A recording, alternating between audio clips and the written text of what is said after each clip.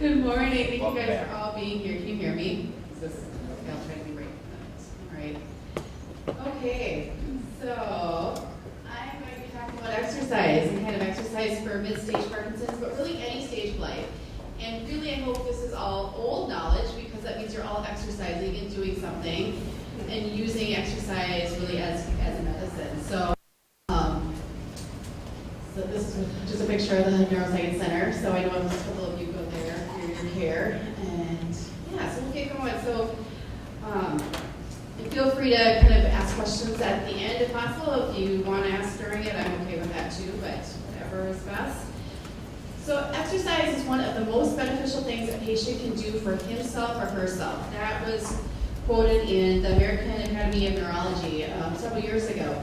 And we really find that true especially for people with Parkinson's and Parkinsonism. So we know that exercise may delay or prevent Parkinson's in healthy individuals, and in early Parkinson's, it may slow that progression and thereby that motor deterioration. So the research tells us a lot about why we should exercise. So new research offers growing evidence that regular exercise and stretching play an important role in managing the symptoms of Parkinson's disease. And those symptoms are the kind of the main ones we look at are that tremor, the rigidity, that tightness that we can feel, the bradykinesia, that slowness or smallness of movement, and then our postural stability, which is a really key thing that we'll talk about is your balance.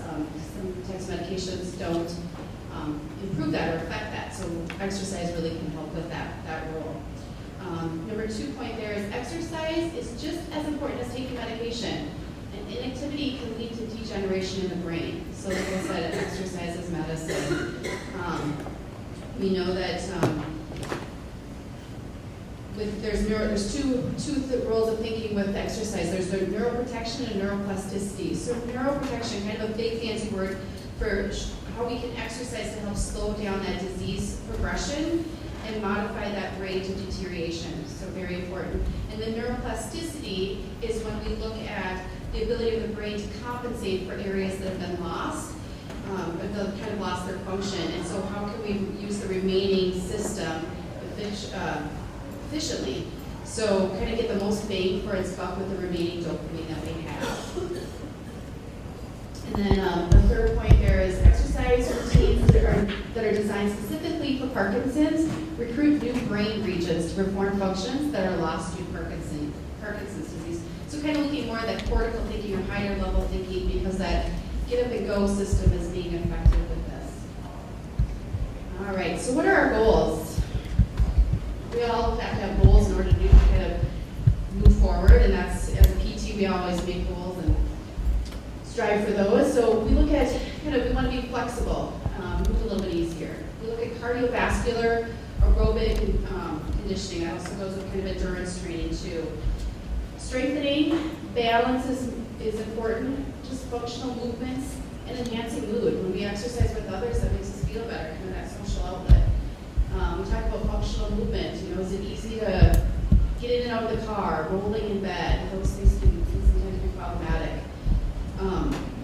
We really want to impact the quality of life and decrease some of those things that are hard, like mobility, fear of falling, even if you don't, have falls or loss of stability, but there's that fear that can come with it. So we want to try to help with that with exercise, and fatigue too, which is a big thing for many of us. All right, so what kind of exercise? This will kind of be the meat of my presentation, but we'll kind of go through a lot of different types that are out there.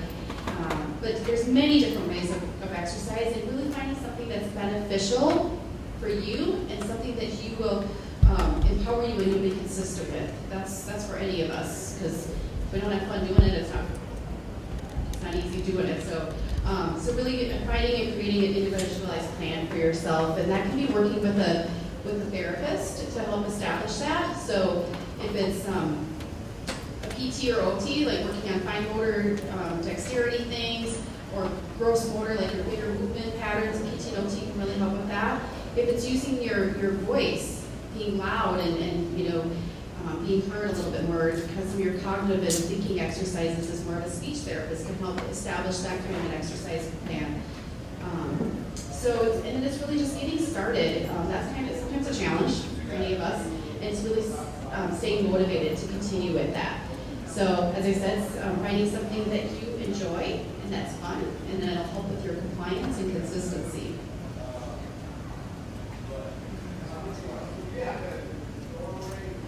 So there's a lot of research out there for exercise for people with Parkinson's.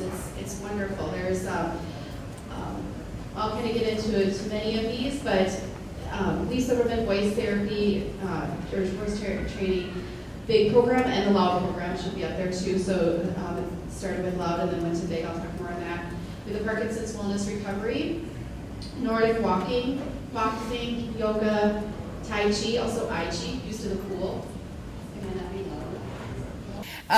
But we've done some I Chi studies in our pool when we were at Regents Hospital, working with people with Parkinson's disease. So it's just the movement, but in a water setting. So that's been neat to see, and just the ease of movement, which is sometimes a challenge.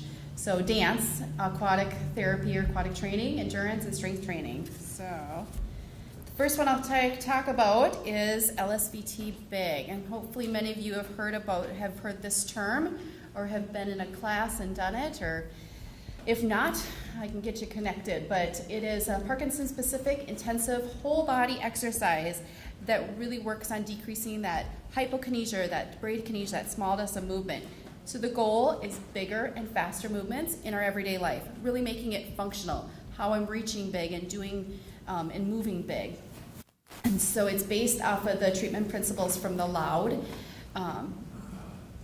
which is using your voice kind of to the optimal potential. And so it's a single focus on amplitude of movement. The intensity is pretty intense. It's usually the program is 4 times a week for 4 weeks, is to really say you've done the big program. A lot of times we modify that just due to insurance constraints and all that, but we use the principles. And really working at a high effort. So we have a Borg, or a rate of a perceived exertion scale. I think you won't be able to read this probably, but this is, I should have this in the handout, but there's categories from 0 to 10, and this is kind of a modified one. And so 0 being easy, you're resting, 10 being it's maximal exertion. Usually for people doing when I'm working with them, I want them working from a 7 to an 8 level. Really, you're working pretty hard. I want your effort into it. So you're not just kind of getting by and doing the hokey pokey. So that's really important. And working above your self-selected pace and what your ability is very important for Parkinson's.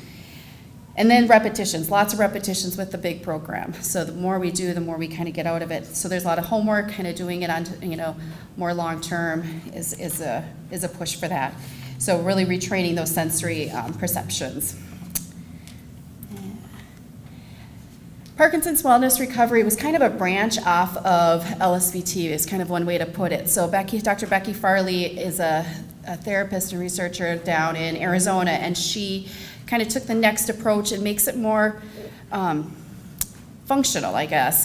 So there's more movement with it. We're doing some reaching, some twisting, and some wow, I'm getting everything here. Some stepping motions. So large, repetitive, high-intensity moves. They're building blocks for kind of our everyday movements. So we're used a lot more easier because you can do it laying on your back or your stomach, on your hands and knees, standing. So really a lot of different positions to enhance how you're moving. So they're varied, increasing difficulty, and really appropriate across the whole disease spectrum. So big thing is it's activating a lot of our postural muscles. So we say power up. We kind of nice and big power, big hands, reaching back, squeezing our shoulder blades together, doing some twisting motions. So kind of to the sides and reaching. Oh, you lost me there. And then we try to make it fun, make it like obstacle courses or using harnesses, rolling, agility, jumping. So a lot of times we get into some classes, and there's some in the metro that are out there. We offer some, and I'll get into that too, but like I said, wherever you can get connected and you feel empowered. The next one I want to talk about is Nordic walking. So there's some great Nordic walking groups in the metro, more on the west side. I know that I think Struthers started some.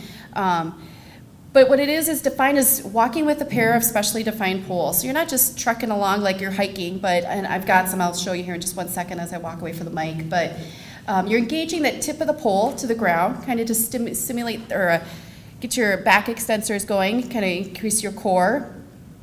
And then, like it says here on the third point, is it can really engage up to 30% more of your body muscle. So it really is great for all of us, but more so to promote those longer strides. I see less shuffling, helps for that arm swing, for that intentional use of your hands. It can help calm your tremors sometimes, just that gripping action.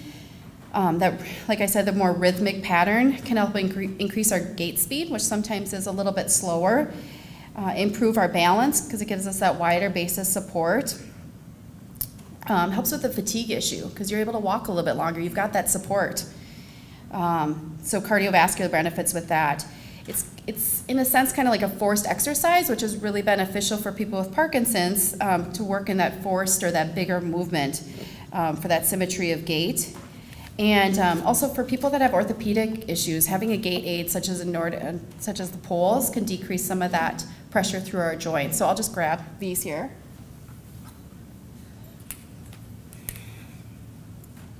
So can I step away from the mic and try to be loud?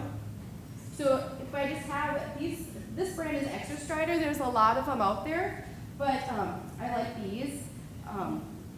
You just position them in a kind of an open angle, so more than not at 90 degrees. These would be more like hiking, like I'm going up north and hiking on uneven ground. But if I put them more behind me at an open angle, and as I'm walking, I'm going to walk across this, I'm kind of walking, I'm pushing back behind me, my posture's more upright, and I'm using this as kind of a base of stability too. So just kind of that nice even cadence as I'm using them. All right.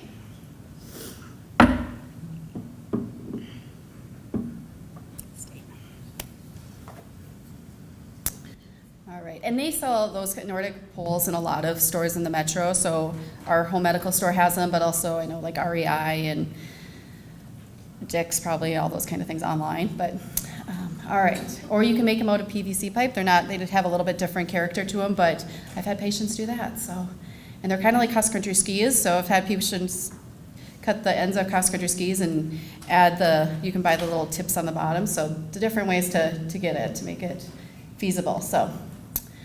All right, boxing. So boxing is a high intensity of activity that incorporates a lot of our large amplitude movements. So the quickness, the balance, agility, coordination, being loud, stretching as you're moving. So there's a lot of research based out there for it.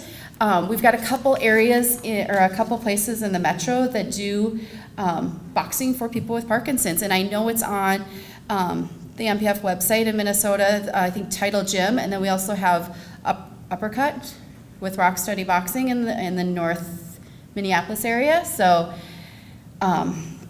it's kind of fun too. I like to take patients and get your aggression out a little bit. But this quote here I liked, and this is from Rock Steady Boxing. It says, Parkinson's causes a loss in many of the same elements that boxers condition to improve. And published medical research has shown that forced, intense exercise can reduce, reverse, and delay Parkinson's symptoms. We also know that a diversity of symptoms needs to be addressed simultaneously. So you're doing a lot and moving a lot with the boxing motions.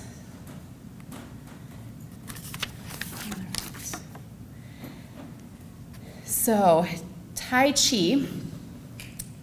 I feel I have to take a breath when I say Tai Chi. It's a slower, low impact exercise, engaging the mind and body together. It's it's a relaxing movement, but you're getting a wide movement. Helps a lot with the balance, the coordination, and your flow. So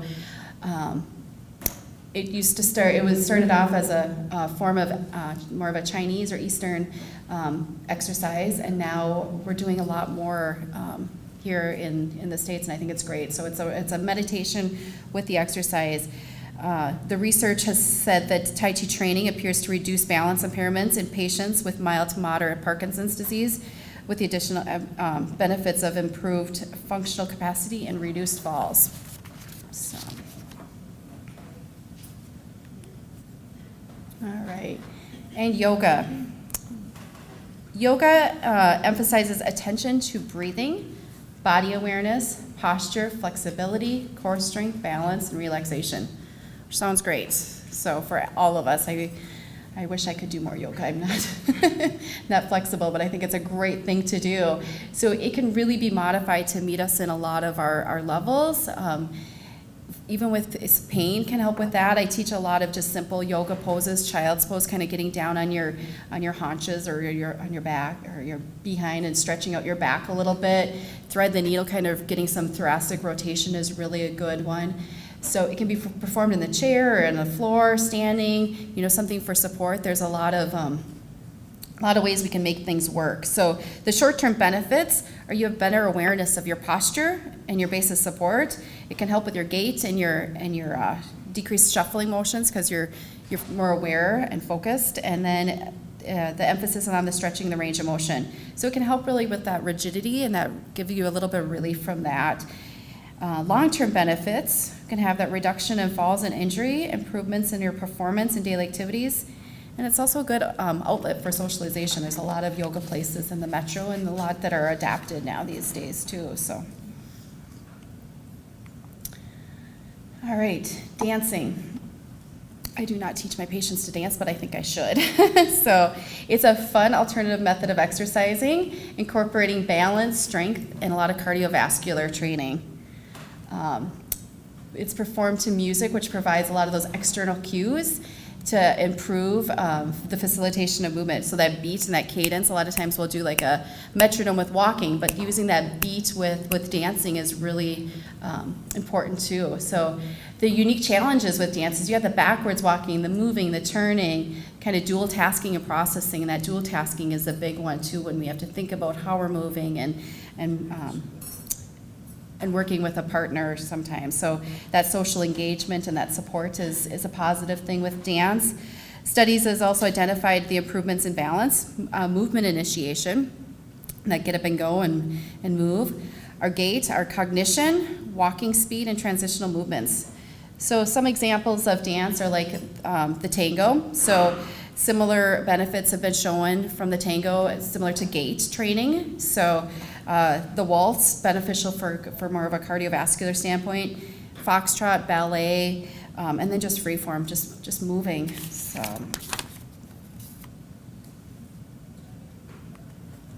all right. Next section here is more on water-based, so our aquatics.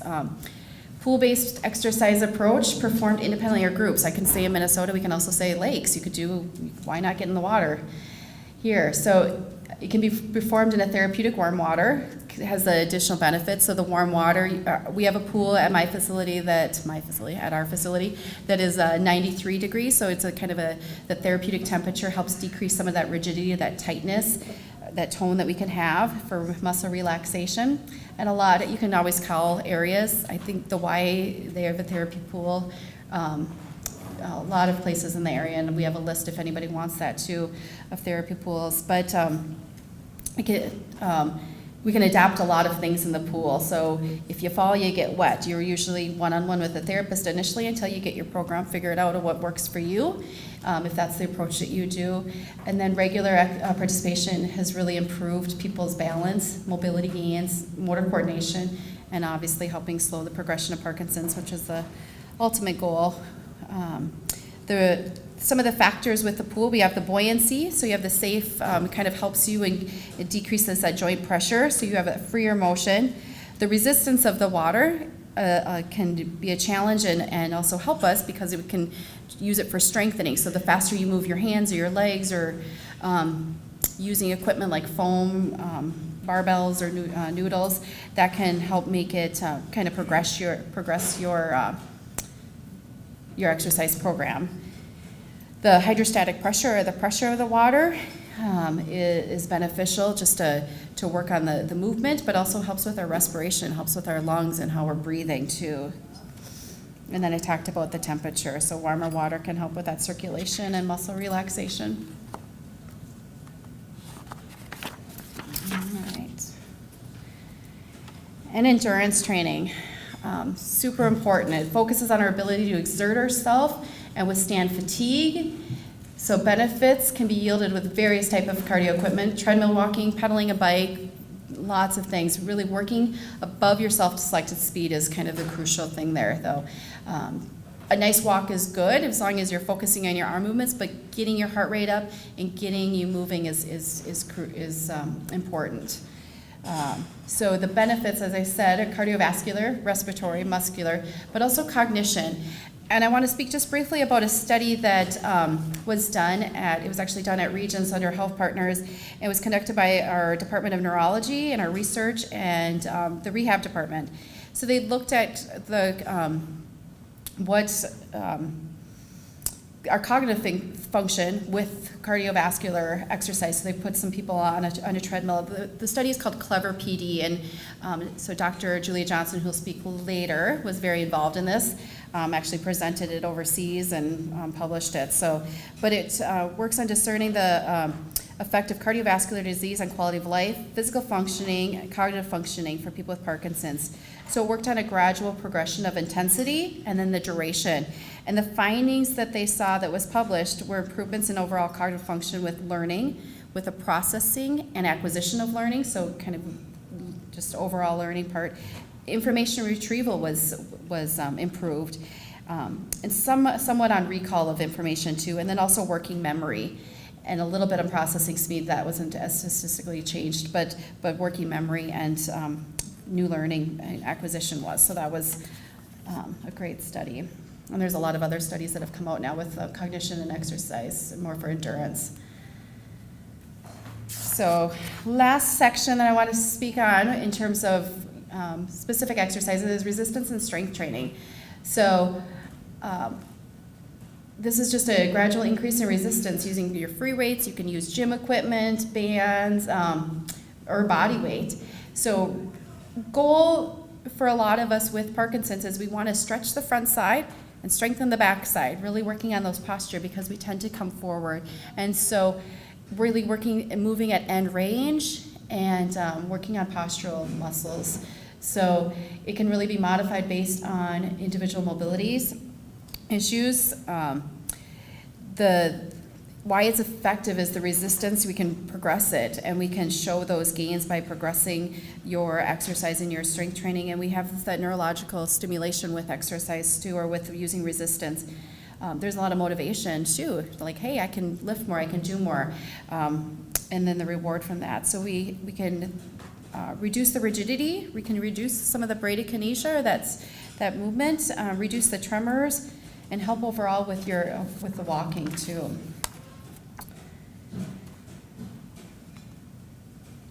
So, let me do one. Good. All right, so tips to keep moving. Kind of talked about earlier is balance concerns are more of an issue now in this mid stage of Parkinson's, but really throughout. And so really being careful and attentive to how you're moving and how your exercise is important. So if you need to use a chair for doing some of your standing exercises, use a chair. I would rather have a chair and you're moving big than being not able to move as much and kind of that fear of falling. So having that support is okay, and having a support system is to get off the floor, so really keeping you safe. If retropulsion or that loss of balance or stability backwards is an issue, I a lot of times have people exercise in a corner. Sometimes it's hard to find a corner in our houses, but finding a closed door, find a corner, put a chair in front of you, so that can give you that. You fall back, you got the corner to support you, and you got the chair in front of you. Just a really big safety thing. Handrails on a treadmill. My goal eventually is to encourage that arm swing on a treadmill. I like treadmill walking, but if we need to use that as handrails, it's okay. And then another point is using care when getting on and off like a stationary bike, so really just being cautious. Balance overall is static, standing still balance, and my moving balance is really crucial. As we know, medications don't directly affect that. They affect like the bradykinesia and the rigidity and those kinds of things, but we haven't seen that it affects the balance part directly as much. So unless my Medtronic and the Abbott people have differently, but so we really want to focus on that with exercise. All right, so if your current routine doesn't always already address this, safe balance exercise should be added. So you can have, guidance and supervision at first if needed. So, and any therapist can really help you with that if needed. And I should note there's some gyms and places in the area that have been trained by Struthers, and we're at HealthPartners are doing some training coming up in the fall for gyms for like personal trainers, and so that they are aware of working with people with Parkinson's. And so finding those resources and those people might be good for kind of finding that coach, or that lifelong coach. Checking in with a therapist on a regular basis is a good thing too, but kind of having that coach or somebody that understands what we're dealing with is really important too. So back on track here. So if you have those motor fluctuations, selecting a time when you're on your medication, if at all possible, can benefit you. Breaking up a long routine, doing a little in the morning and a little in the afternoon or evening is okay. So you're not, really saving on your energy a little bit more. And then it may take time to process more complex instructions in a group exercise class. So going to one that's a little bit slower or geared a little bit differently, find one that fits is kind of the biggest thing there. And the last point there, like I've said, consult a PT or an OT or any, whoever your coach is or your team is for a tune-up and new exercise recommendations. We know that with Parkinson's, things change. We're, hopefully things stay steady, but when things change, a tune-up is okay. And we're happy to help you out with that. So, a couple other points here. How much exercise is right? The Parkinson's Outcomes Project shows that people with Parkinson's who start exercising earlier and a minimum of 2.5 hours a week experience a slowed decline in the quality of life compared to those who start later. So really establishing those early exercise habits is essential to overall disease progression and management. So as often as possible, though you don't want to get burned out, you don't want to overdo it, allowing time for rest and recovery. You might have what we call delayed onset muscle soreness, DOMS. So I'm okay if you come to me the next day and you're a little sore. It's pretty common after starting an exercise program. Usually within a couple days, you're back to normal. Working through that, having just gentle stretching and just gentle walking sometimes can help with that. So just know that if you're a little more sore the next day, I'm okay with that. That means you worked hard, but this gets better over time. So, and how do you assess your tolerance? So heart rate, there's, and any therapist or a personal trainer can help, what's your optimal heart rate? There's kind of a little mathematical thing for that, but also if you're on a beta blocker, if you've got some heart issues, that might affect your heart rate too, so that can vary. So then a lot of times I use this rate of perceived exertion, that working at that 7 or 8, that mid kind of, I guess like this orange area here on this little sheet that you can probably see, and then respiratory rate. Are you breathing hard, or can you do it at a conversational, can you still talk to somebody? So, and then how do we progress our routine? So we want to increase the time that we're doing it. So we might start off one day doing 5-10 minutes, and then the next day or the next week maybe bump it up a little bit more. It really is dependent on yourself. We want to increase the number of reps and sets if possible, and we want to increase the frequency that we're doing it, and add new exercises, make it more fun if possible. And then a lot of times I'll have people, journal what you're doing, so you kind of are accountable to yourself. If you don't have a partner that you're exercising with, using a journal to kind of make yourself accountable, and it kind of, if you look at a calendar or use whatever journal you have, you're like, oh, I didn't exercise that day. Kind of a little track system for yourself. So where can we exercise? A lot of places. Maplewood Community Center is a great place, but a lot of community centers, local gyms, health clubs. There's other programs that are out there, clinics, outdoors, in your house, in front of the TV. There's different DVDs, the YouTube world, anything that can motivate you.